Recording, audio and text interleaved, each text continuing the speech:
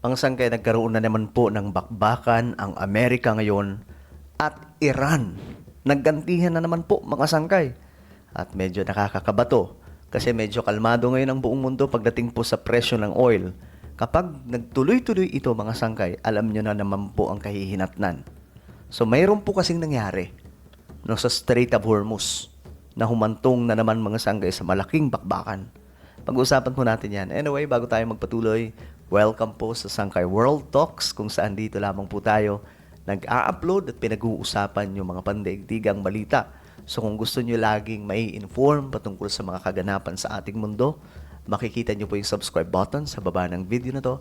I-click nyo lamang po yung subscribe, i-click ang bell at i-click nyo po yung all. Sa mga nanonood po sa Facebook, i-follow nyo po yung ating Facebook page. Okay guys, diretso po tayo ngayon mga sangkay kasi ito nga po yung balita, no? US umatake sa Iran kasunod daw po ng pagbagsak ng 2 US helicopters sa Hormuz Strait. Ano yun? May pinabagsak yung Iran na 2 helicopter ng Amerika? Malaking gulo talaga to. Ayan, oh. Grabe yung pag-atake ng Amerika, oh. Grabe, ang lala na ito. Inatake ng Amerika ang ilang installation ng Iran kasunod ng pagpapabagsak sa Apache helicopter ng US sa Strait of Hormuz. Mismong si US President Donald Trump ay kinumpirma ang pangyayari kasabay ng pagsabing ligtas ang 2 piloto nila. Ayan, oh. I have just been informed by our great military that last night, the Iranians shot down one of our highly sophisticated Apache helicopters while patrolling over the Strait of Hormuz. Naku, yari pala talaga dito. Kaya dito, mga sangkay, aatake o rumisponde ng pag-atake din po ang Amerika. Ligtas ang 2 piloto nila, ngunit tahasan ang babala ni Trump. Gaganti ang Amerika. Nako po. Itinanggi ng Iran ang umano'y pag-atake sa eroplano ng US. Ngunit mariin itong nanindigan na ang pagpasok ng sinumang dayuhan sa kanilang teritoryo ay itinuturing na banta. Ang pinakasolusyon ayon kay Iran Foreign Ministry Syed Abbas Araghchi ay umalis at kung hindi, sila ay pupuntiryahin. Oh, so malinaw, kahit itanggi po ng Iran, sila po talaga yon. Sila ang gumawa ng pag-atake. So ngayon, yung consequence sa Iran ay malala. Suportado ito ni Iranian Parliament Speaker Mohaghar Ghalibaf na nagsasabing bagamat gusto nila ng diplomasya, pwede rin silang makipag-usap sa ibang lengguwahe at iyon ay sa pamamagitan ng armas. Kita nyo? Hindi nila sinasabing kami talaga. Pero sa kanilang mga linyahan ng mga statement, malinaw na sinasabi nila na may kinalaman kami. Eh, yung US naman, yung intel naman ng US, alam naman po nila yan.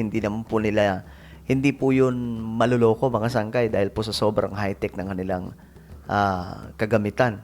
No? Alam nila kung sino umatake.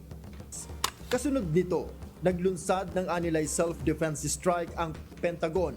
Grabe, oh. Alinsunod sa utos ni Trump bilang sagot sa agresyon ng Iran. Oh, kita nyo mga sangkay, mala-impyernong pag-atake ng Amerika ang ginawa po laban sa Iran. Sinimulan nilang atakihin ang ilang ground control stations ng Iran, Grabe. maging ang surveillance radar areas nito. Oh my goodness. Grabe. Sa Awasi Coast, sa Persian Gulf, sa Qasem Island, at ayon sa ulat, tinamaan rin ang isang water facility ng Iran Naku. Yari. sa Sirik. Muli namang umingay ang himpapawid sa Tel Aviv sa Israel, gaya ng nakuhang video ng pamilyang ito malapit sa Ben Gurion Airport sa pag-ulan ng missiles mula sa Iran. Grabe, no? Grabe itong nangyayari ngayon mga sangkay. Alam nyo, pag pinag-aralan nyo yung about sa Bible prophecy, ikilabutan kayo sa involvement ng Iran at Israel ngayon.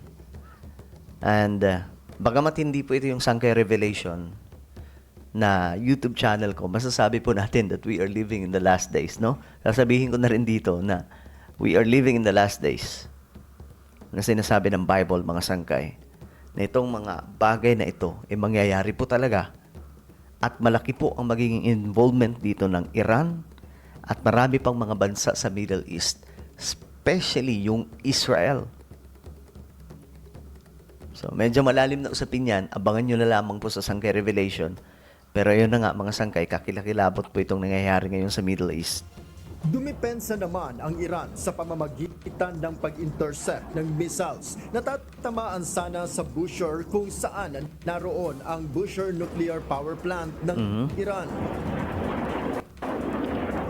Grabe.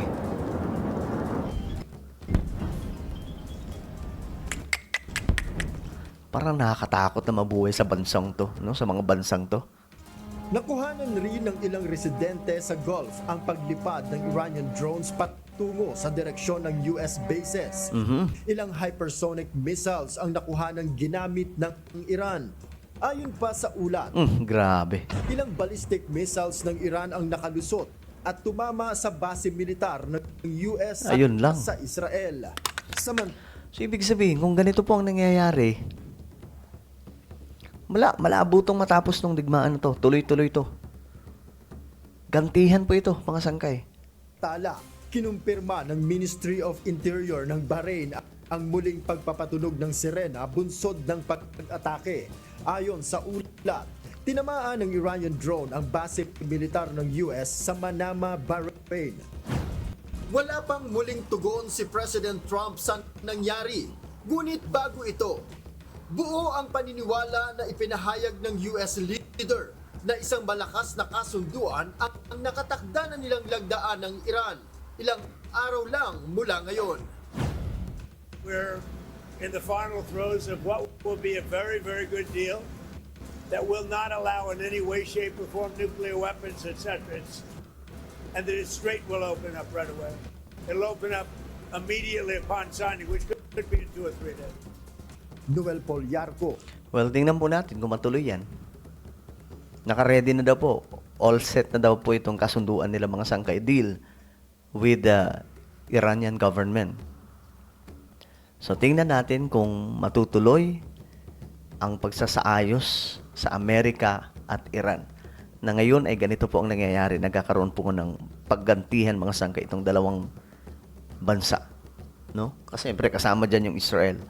Ano po ang inyong opinion, guys? Comment down below. Huwag niyo pong kalilimutan na i-subscribe yung ating YouTube channel. God bless everyone.